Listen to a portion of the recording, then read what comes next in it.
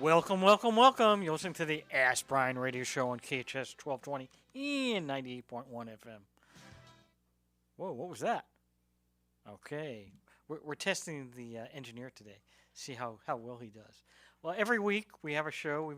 Actually, our pilot was December of 2016, and our first show every single Thursday started in the first week of January 2017. So we've been around quite a bit, and we continue to be quite around asking business owners or people that can teach something about businesses to be on the show so people can learn something about business. But our show is called Ask Brien, Brien, because that's the only way to spell Brian. Nobody ever spells their name Brian, Brin or Bryn. That's never heard of. Everyone spells their name Brien. Isn't that right, Trace? That is right. You got it. That was excellent. Another E. Excellent. Always trying to find a new E for the day. Exactly. Well, Tracy's our yes. resident expert, another E, a resident expert on E's, and we're just going to try to help us out and the audience out understand why Brian is spelled with an E. Well, we may have brought in a new E with excellent, but one of our most favorite, most stable, most solid, and most important E's is always our engineer. So thank you. Oh, thank you. Thank you, Tracy. And we always appreciate you. We bring in the big guns today because Jen is out, so we got a special treat today. They're in good hands. Is this an Allstate commercial? What? Did you say it's already time for a commercial, or are you just trying to make me quiet? I said, is this an Allstate commercial? He said, we're in good hands. Okay. Well, and speaking of in good hands, we are in really good hands today with our experts, and that is what the foundation of the Ask Brien radio show is built on, is our experts, because we provide a lot of education, and we take the role of expert pretty seriously around here. So you have to have a minimum of 10,000 hours in your business category or business niche, and we know the math on that is like 40 hours a week, 50-ish hours a week a year, 5 years, blah, blah, blah. But our experts are going to be the first ones to tell you that, first of all, if you're running a startup, you are not working, you're working a minimum of 40 hours a week. And I'm not even a startup, and I'm still doing much more than that. So what's the difference between blada blada and yada yada? There's not really a lot of difference. There's just not. Thank you for asking. And and thank you for asking with such enthusiasm, because you must just be really excited.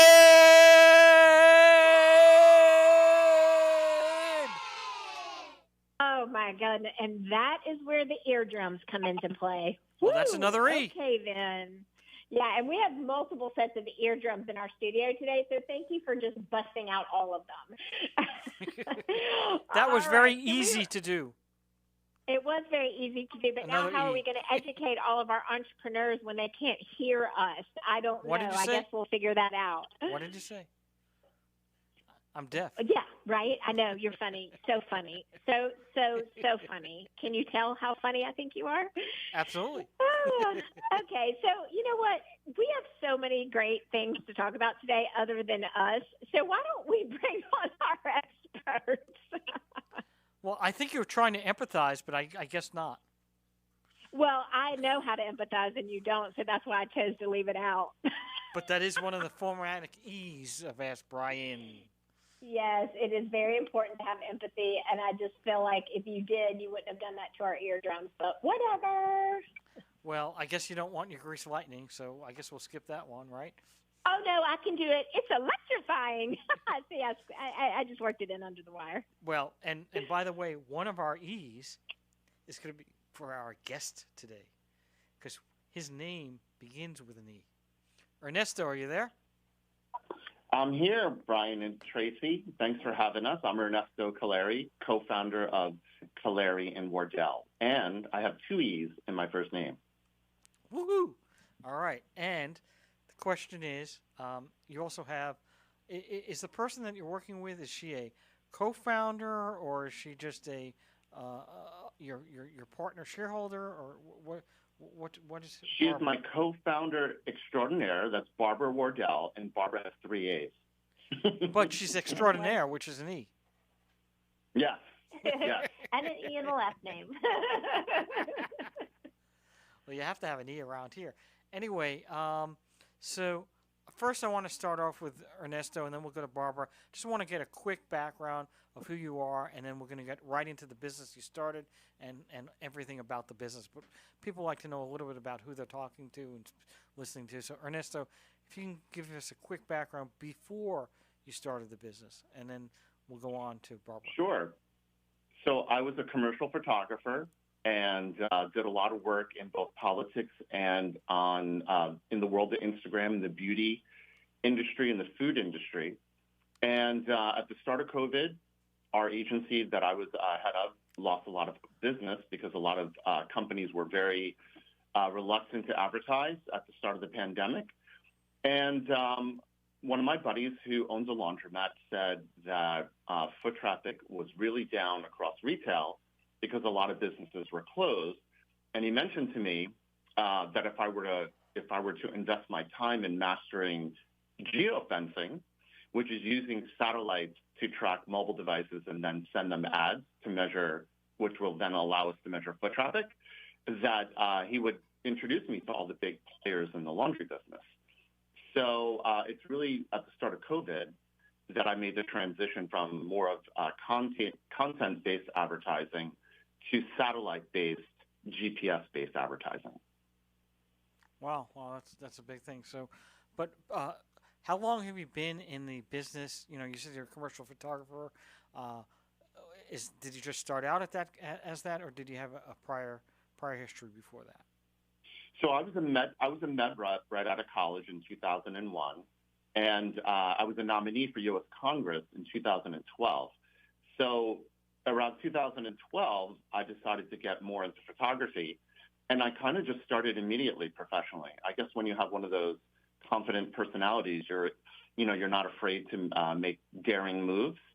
So I started to shoot for makeup companies, and then 2015, I decided to stop being a med rep and just focus exclusively on advertising. And then fast forward to COVID, really ripped the rug out from under us.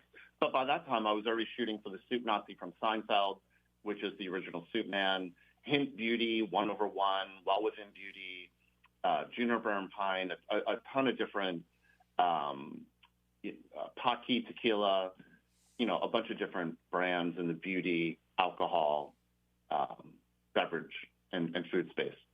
Wow.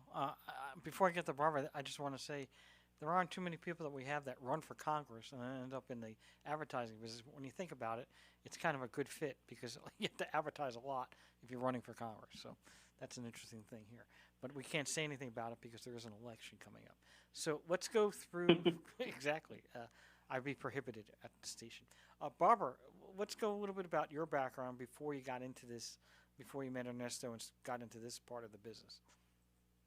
Okay, so I'm a mom of two, a single mom of two, and I was in the insurance and investment area, and then went to specialty medicines and headed up the marketing for the specialty medicine section for, I guess, almost a decade.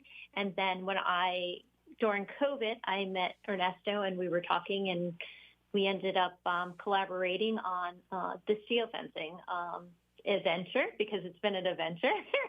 When I looked at all the data, I was like, oh my gosh, there's a lot of data here that you wouldn't even imagine they know about you. So yeah, we've been together for 2 years now, and growing the business. I kind of came in and revamped the business and took it to another level, and we've been kicking butt ever since and making our customers a lot of money. So you started the business together, is that correct? Yes, Ernesto did start part of it almost a year. He was in business when we collaborated, but it was on a smaller scale. He was learning, and then we just ended up collaborating and blowing up the business together. So other than the fact that COVID was around and you were trying to transition from being a commercial photographer, what was the impetus? What was the rationale? Well, you know what? When I grow up, I want to get into geofencing. What happened? Well, originally because I was home during that time and not seeing my doctor's offices and doing all the specialty medicines and on the road for 2,000 miles a month. I wanted another opportunity, and I started looking into businesses, and I was talking with Ernesto about it. And then he said, well, I'm doing this geofencing, but, I can't do everything. So I looked at it, and I knew what I could do to help and what his role was. And we pretty much balanced each other very well as far as building the business. But what inspired me to get into it was seeing the local businesses close during COVID and how it destroyed it. So we wanted to bring a technology that the corporations have, like Chipotle, Starbucks, all the big corporations. They used this technology during COVID to bring people into picking up their food products and stuff like that. So it was a motivation to bring that technology and figuring out how we could do it on a budget that small businesses actually could afford. Ernesto, so how did you get your first customer? My first customer was actually one of my best buddies who is a very successful operator in the laundry industry. And then I did well with him, sent him 50 new customers in his first month.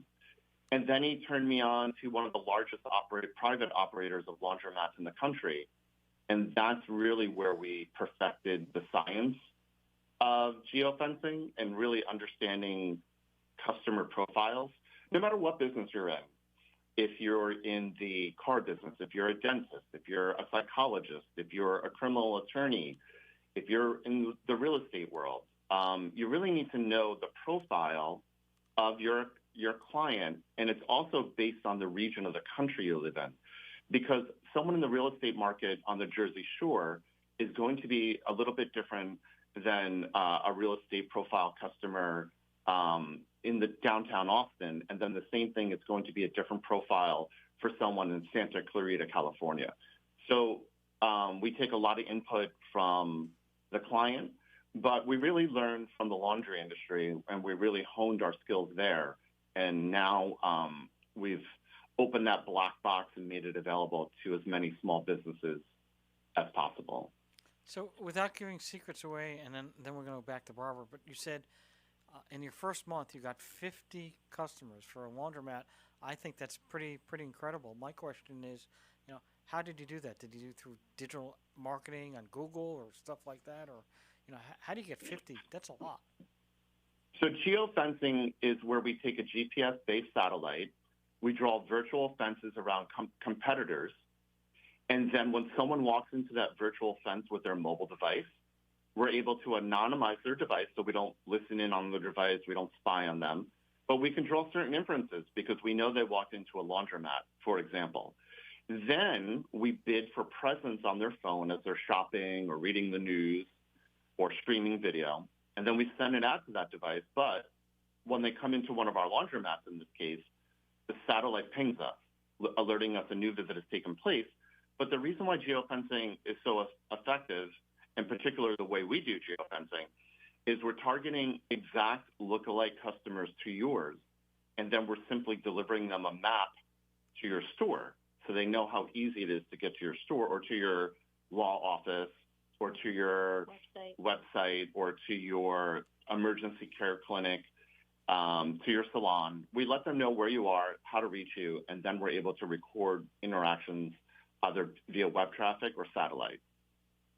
So Barbara, what is your, do you have a split function or do you do the same things function-wise, but you and Ernesto?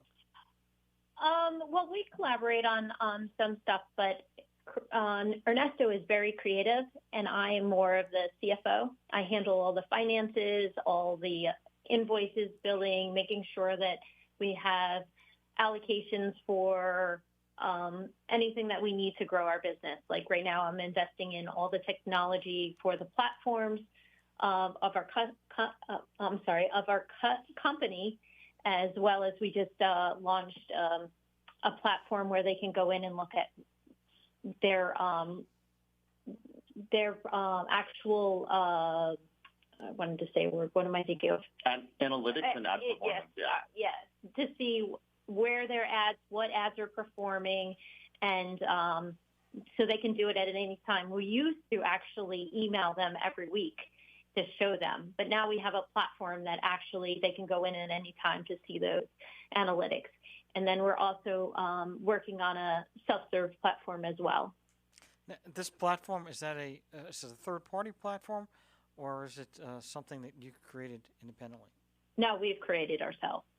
So everything we have learned through this process has been the technology into being able to service these clients.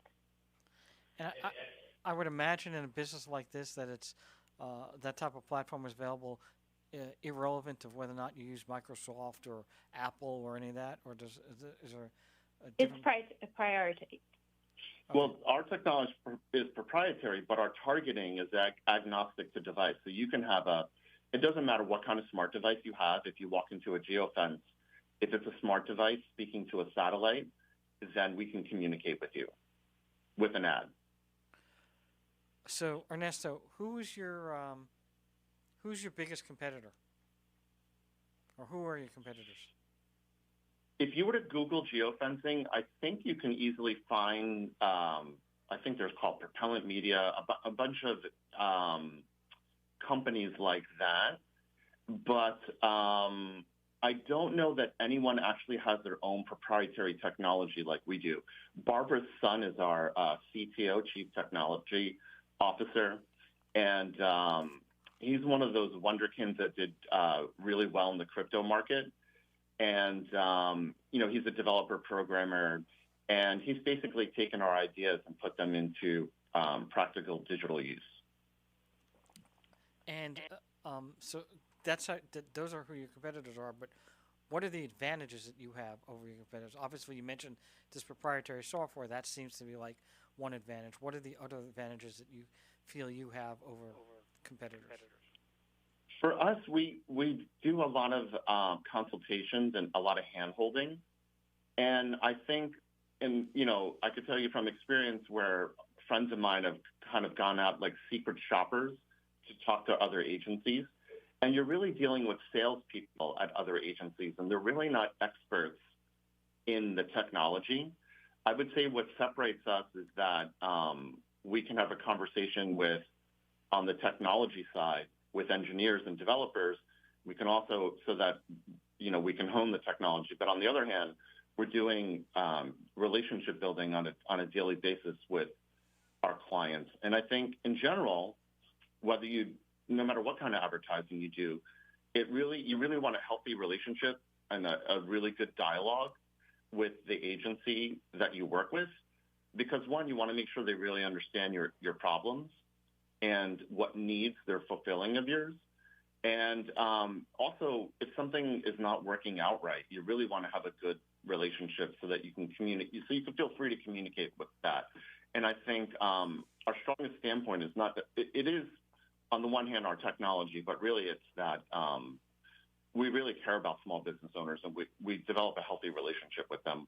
We're not really we're not trying to sell you something so much as we're trying to solve your problems. And we have the technology to do it and the know-how. Wow, that's great. We're going to take a quick break. You're listening to the Ask Brien radio show on KHTS 1220 and 98.1 FM. We'll be right back. Welcome back. You're listening to the Ask Brien radio show on KHTS 1220 and 98.1 FM. And you know what they say about this radio station? Like no other station in the world! It is like no other station in the world. Got a bunch of characters here. All right. Traci, you had some questions you wanted to ask. Yes. Okay. I love what you were saying before the break about really helping and supporting small businesses with with the way that you're helping them.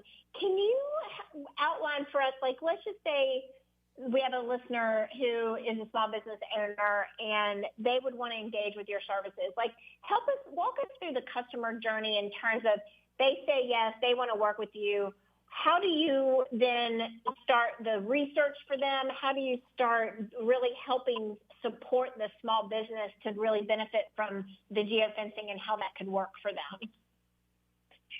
So I think the first part that we do is when we get a call or through our website is that we ask for their address first. And that's the first thing that we do because we want to do research because with our company is when we work with you, we will not work with your competition. We give exclusivity to that business, which we felt was very important because it is a dog world out there. And we wanted to give them the respect and not sit there and advertise against each other. Because that's Google, that's Facebook when you're in that walled garden. So that's the first thing that we do.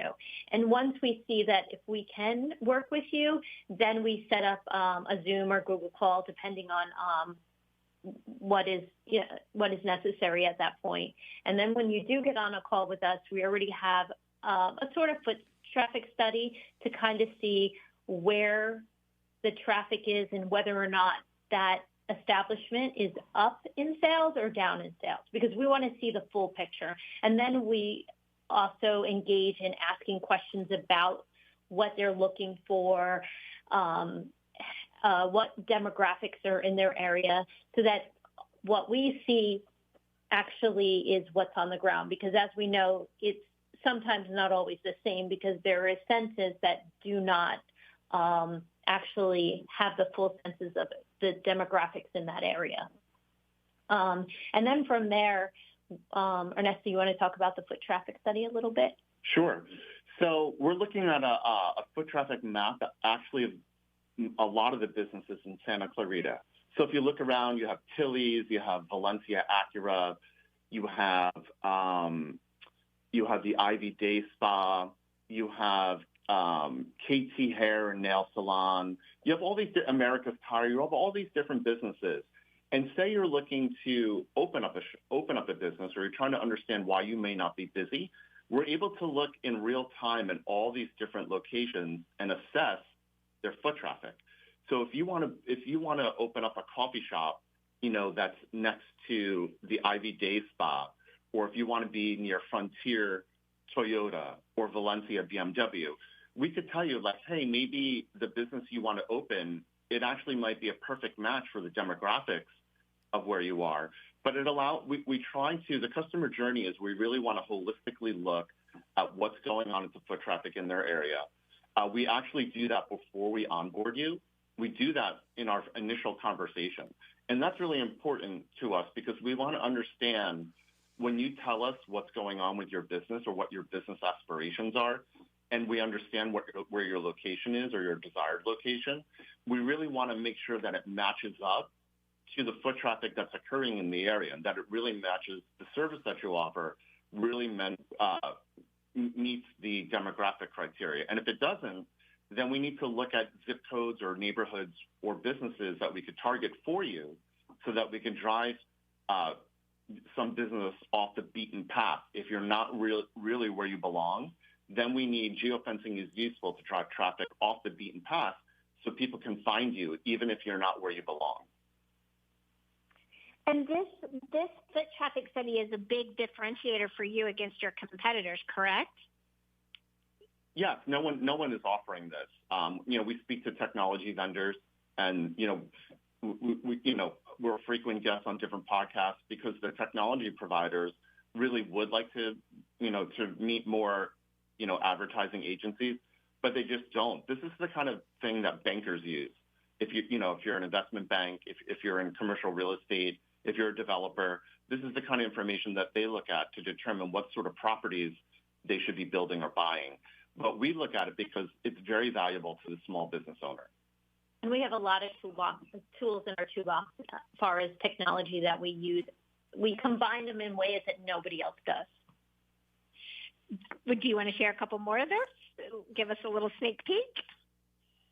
Well, we have, I'll give you an example. We have NutriShop in Santa Clarita, and they were running a campaign for body composition scale, and we sent them over 70 people in their first month. That's to get a free body assessment, free meal planning, where they set you up one-on-one with one of their professionals at the Santa Clarita store, and helps keep their clients accountable because people want to see results. So we like to brag about NutriShop in Santa Clarita because they did so well, and it's a great community. There's other businesses there that we consulted in the laundry industry, and also they do real estate as well. So it's a great community. This technology definitely works there. You have a lot of rich targets. And when I say rich targets, I mean there's a vibrant business community there. There's a lot of good foot traffic. And geofencing is most useful for redirecting that foot traffic to a lookalike place like yours.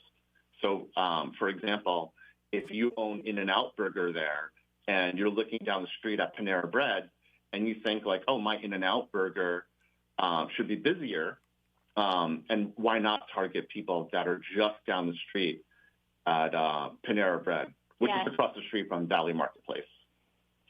We target your competition as well. And I think just to give you a shout out too, in terms of really honoring that whole client relationship and doing the competitive exclusivity, I think it's a critical relationship building tool for you because you have so much access to information on their competitors. It could be easy for you to be able to be like, oh, well, I did this for this client, I could do this for you. So I think, was that one of the initial goals that you had? We have about 60 seconds before the break, but is that one of the initial goals that you set out in your business model to have that competitive exclusivity? Yes, absolutely. That was one of the first things on our list. And that's been something that, do you use that in your marketing language in terms of when you speak to clients and things? Are you leading with that as one of your relationship building benefits? We do, because the world, Barbara was saying earlier about the walled gardens. Facebook is a walled garden. Google is a walled garden. And what that means is if you're in that garden as well, you're really advertising head-to-head with people in the same community. And as an agency, since what we offer is so novel, it's really not fair. If we represent, down by Newhall Ranch Road, there's a In-N-Out Burger by the Starbucks, right? That would be wrong if we also represented Jack in a Box down the street. So we honor small business owners. We really respect the relationship we have with them. And, that exclusivity is definitely important to us because we wouldn't want that to happen. We wouldn't want to open up a brick and mortar store and then have an agency that represents us, and then someone else opens up a similar store across the street and then offers their services to them. Because what we offer is so novel, we need to have exclusivity, and we think it's only fair. We're going to take a quick break. You're listening to the Ask Brien radio show on KHTS 1220 and 98.1 FM. And now a word for our sponsor. Thank you very much, Legal Steps. We're back to the radio show, Ask Brien, on KHTS 1220, 98.1 FM. Traci, you had some more questions, you said? Yes. So, from now outside looking in, you would think that there was probably a pretty big transition from where you guys both started to where you are now with your business.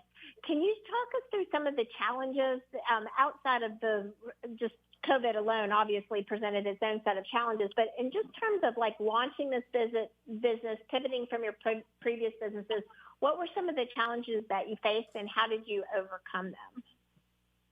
So it happened to me and Barbara all at once when we first became partners. One of our technology providers was not really telling us why our foot traffic was dropping off. And so we immediately fired them when we discovered they weren't sharing everything with us. And I had to learn how to build landing pages quickly, some computer programming quickly. We needed to do a lot of things that technology provider had been doing for us. So what about you, Barbara? What would you say? Well, the first year we became partners, I was actually still working. So Ernesto was 100% in the business. I took calls when we could in between what I was doing on the road. But when they were not being honest with us and our numbers were going down because they weren't capturing Apple phones. That was huge. And we couldn't figure it. We kept asking them what's going on, something different.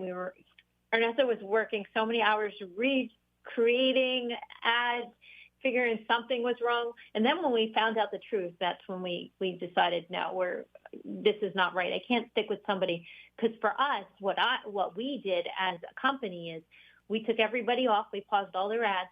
And when we found the new company, which wasn't too long, but we did a lot of research first, we put them on and at our own expense onto the next company, and literally, I did not even charge them until their ads were running.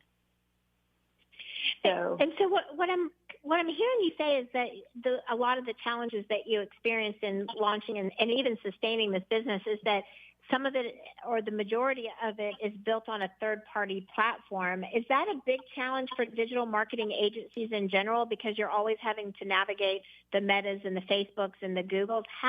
What is the primary way to build a business when you're so reliant upon third-party services?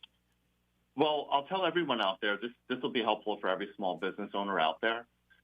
What we're speaking about in particular is called the demand side platform. You don't need us to go run ads on the internet. You can use Creatopi.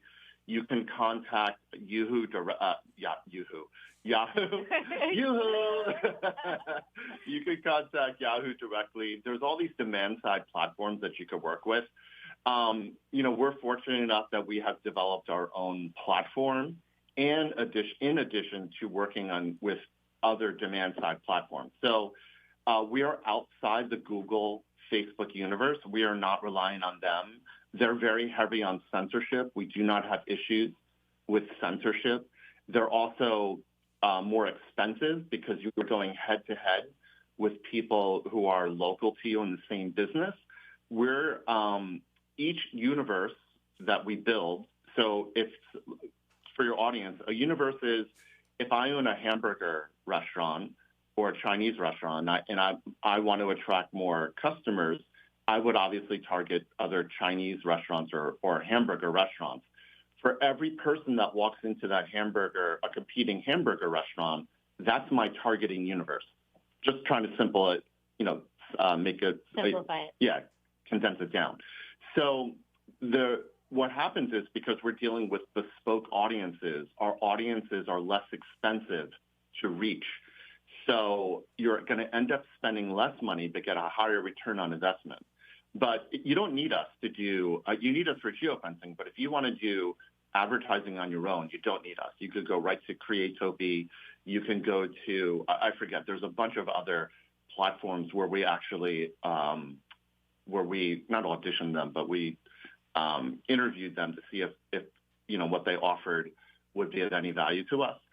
But you could do it on your own. But geofencing obviously is highly specialized, and unless you're a data scientist, I wouldn't attempt it. It's almost like teaching yourself how to be a dentist on YouTube. we don't recommend it. So I don't think your friends will appreciate if you're a YouTube dentist. They lose some teeth over it. But. That's right. So luckily we have, we're not YouTube dentists here. We are, we've done more than our 10,000 hours at mastering. This 10,000 hours would be on the minimum side. We're going to take a quick break. You're listening to the Ask Brien radio show on KHTS 1220 98.1 FM. We'll be right back. Welcome back. You're listening to the Ask Brien radio show on KHTS 1220 and 98.1 FM. And we are back. Traci. Yes, so I love all the information that you shared with us today, and I know we could even just get in deeper into this if we had more time. So what would be the best way for our audience to connect with you if they want to learn more about your services or work with you? What are the best next steps for them? To visit us at cullarimedia.com, CullariMedia.com.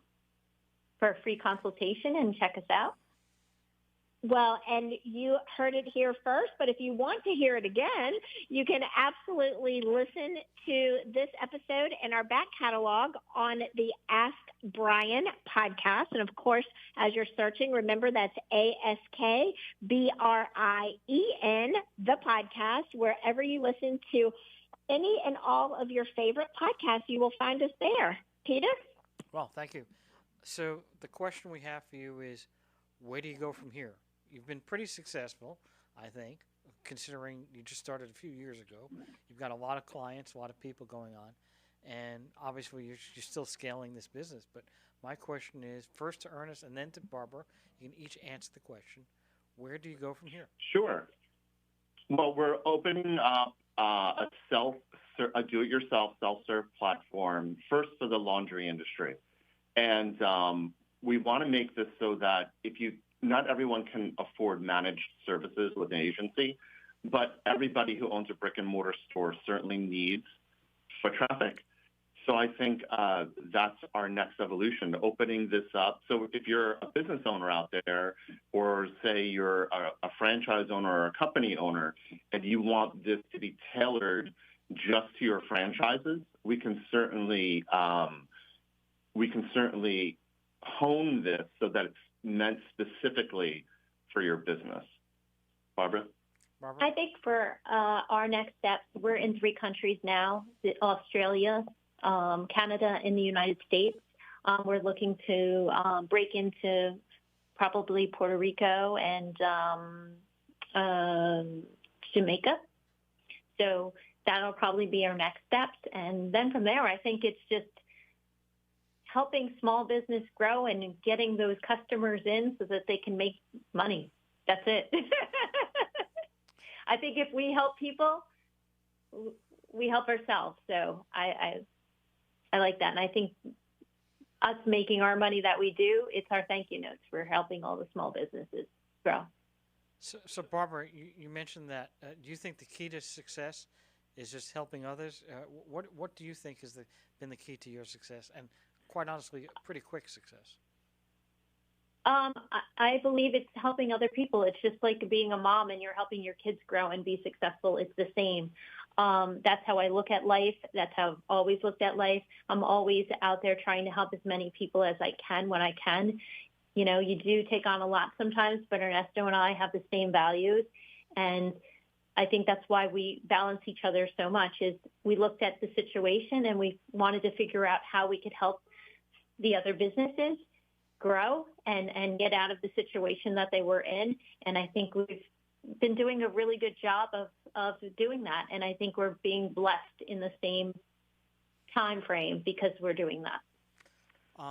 We just have time for one more question, so either one of you can answer this. Is how do you think AI is going to affect this industry?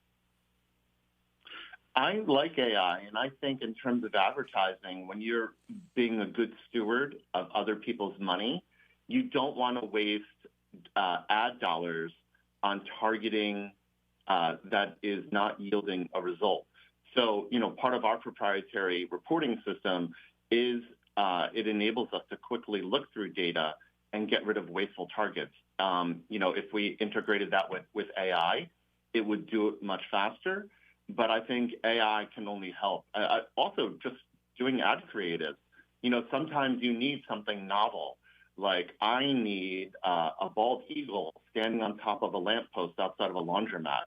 Well, good luck. I could tell you as a commercial photographer, you'll be waiting forever to summon that eagle, right, to that lamppost. But if you request it in AI, you could do it with a few iterations. So AI if you're responsible with it, I think it's a good idea. It's the irresponsible part that you don't want. Well, thank you very much, Barbara. Thank you very much, Ernesto. Unfortunately, the show is over. Thank you very much. Over and out. Ask Brien, KHTS 1220, 98.1 FM.